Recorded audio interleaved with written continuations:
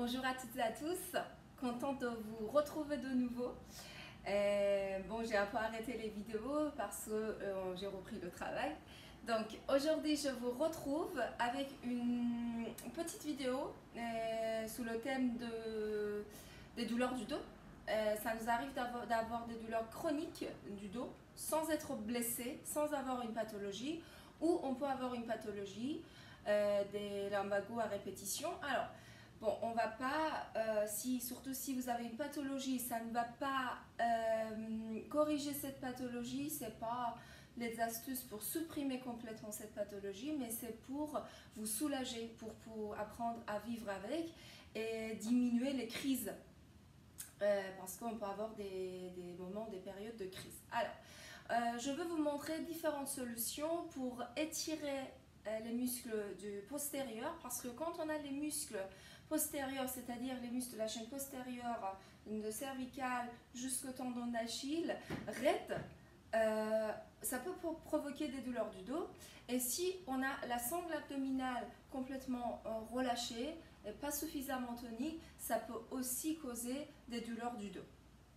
Et ça peut causer aussi des pathologies au fur et à mesure. Et aussi notre posture sédentaire qu'on peut avoir durant la journée de travail, devant son ordinateur, penché vers l'avant.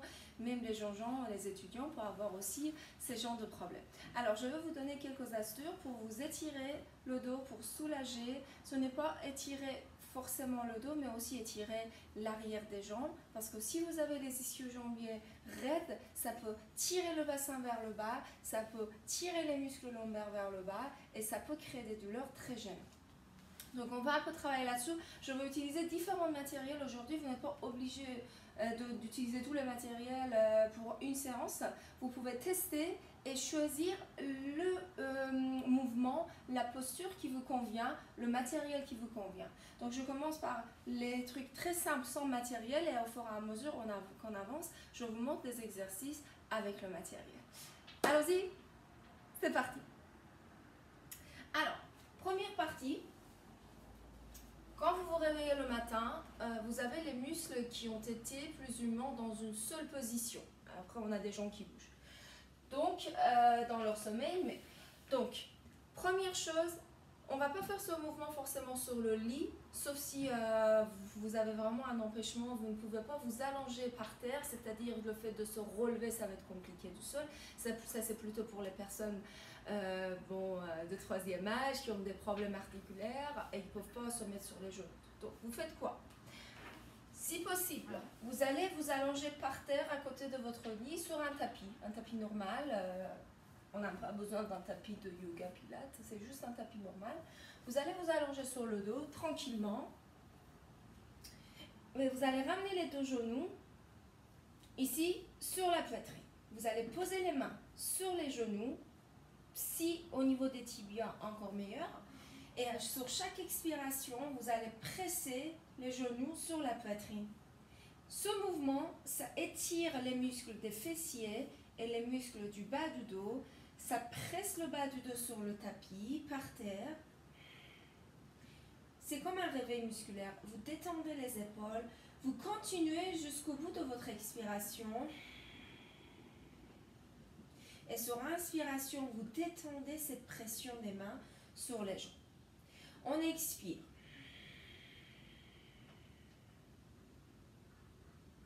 Et on inspire. Et selon votre besoin, vous faites entre 5 à 10 répétitions. Donc le mouvement est rythmé sur votre respiration. Vous utilisez la pression des cuisses sur le nombril qui vous fait presser le nombril vers le dos et qui vous fait sortir l'air par la bouche ou par les narines. C'est vous qui voyez. Une fois que vous avez fini ça, attention, vous n'allez pas vous le relever n'importe comment. Vous posez les pieds par terre, vous vous retournez sur le côté en position fétale. Vous appuyez sur les mains, vous venez vous asseoir. Cette fois, vous allez vous mettre face à votre tapis. Les genoux sont à la largeur de la hanche et vous allez avancer les mains. Vous n'allez pas tout de suite vous asseoir sur les talons, vous allez pousser le coccyx, les fessiers vers l'arrière et vous gardez les mains bien collées par terre. Le regard est vers le bout du nez et vous poussez les fesses vers vers l'arrière pour étirer les muscles du dos. Attention, on ne va pas creuser la partie entre les deux omoplates. Cette partie-là n'est pas complètement relâchée et creusée. La poitrine n'est pas relâchée vers le sol. On garde cette partie du dos remplie et on fait dans les deux sens opposés, un mouvement dans les deux sens opposés. Les mains vers l'avant, le menton rentré et les fessiers vers l'arrière. Vous restez le temps de 3 à 5 respirations. À chaque expiration, vous serrez encore plus le nombril vers la colonne vertébrale. Une fois que vous avez la sensation de vous avoir bien étiré, vous relâchez les jambes, ou le bassin. Vous pouvez faire un petit coussin avec les deux mains, vous posez le front dessus et vous détendez les épaules.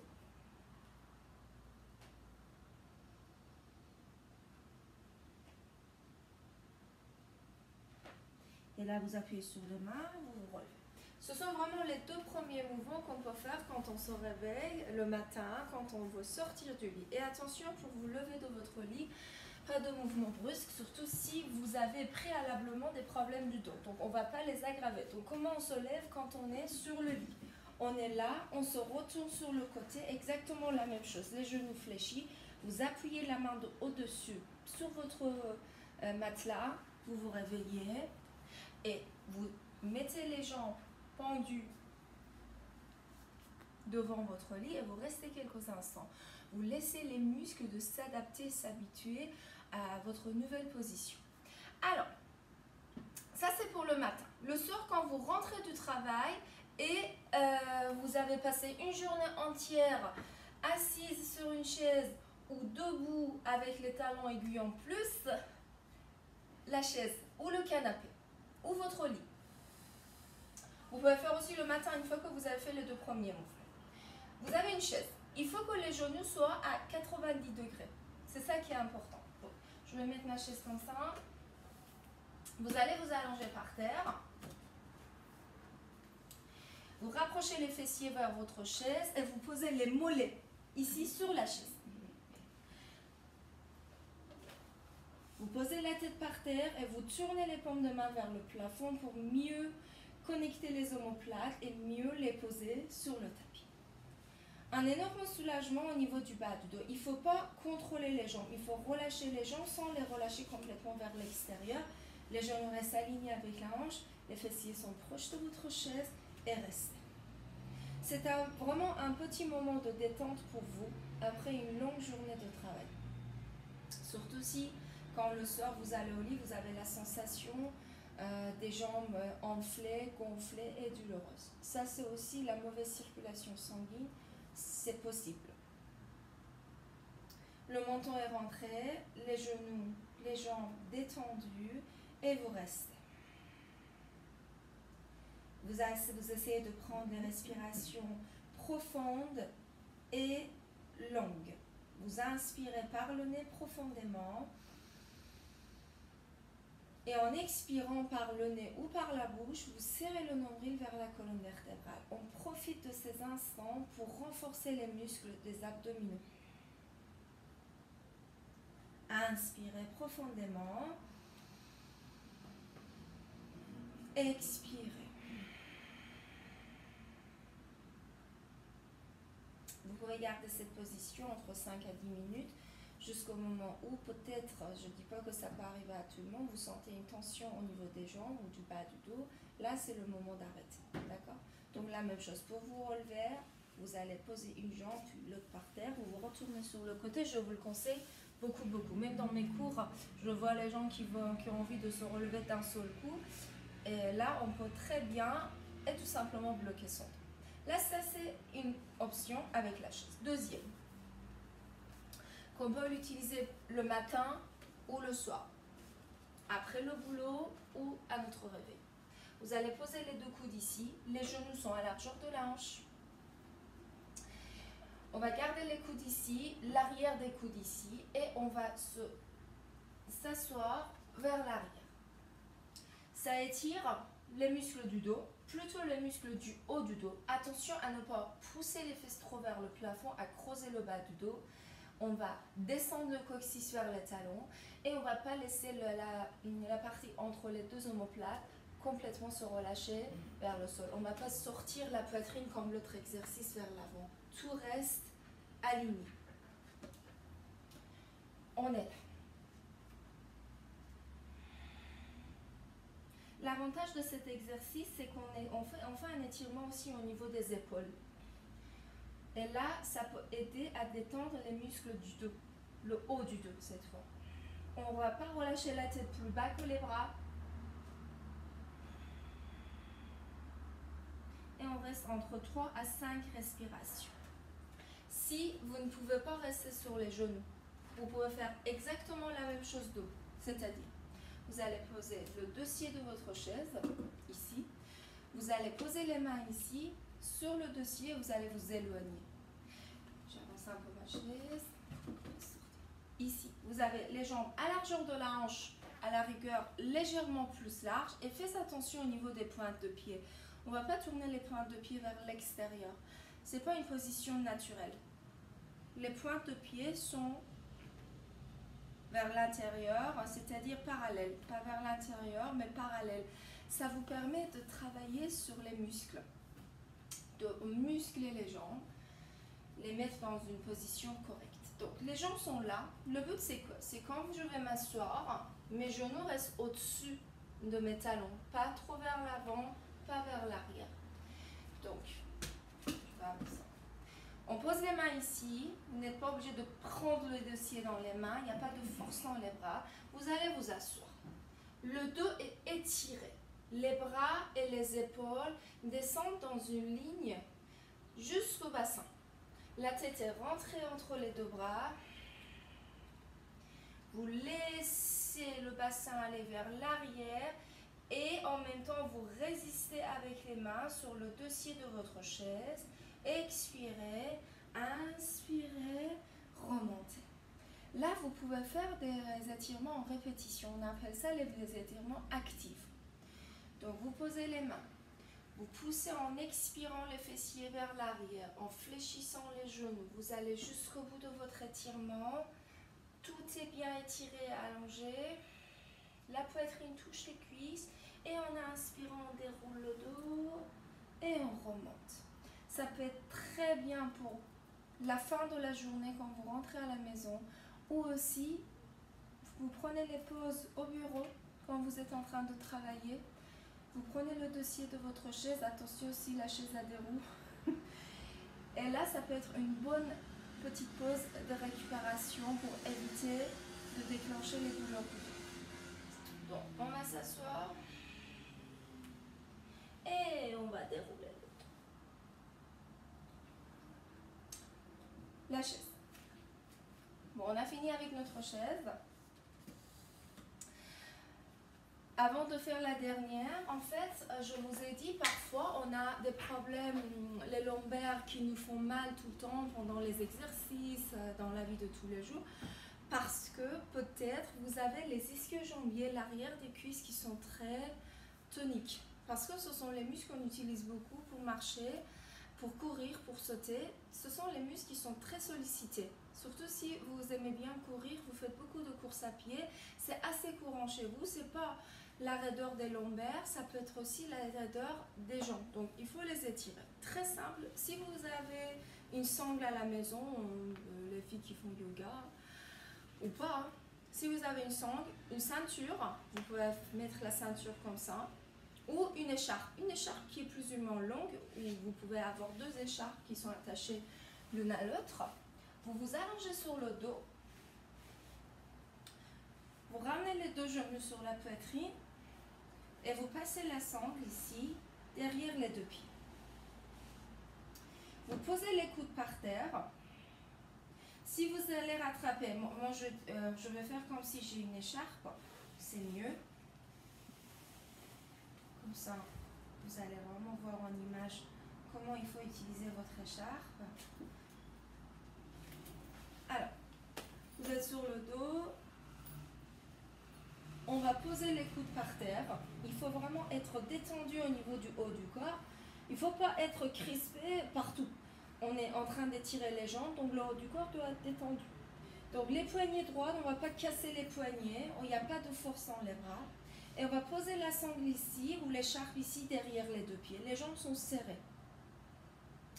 Plus on rapproche la sangle ou l'écharpe vers les pointes de pied, plus on a la sensation d'étirement derrière les mollets.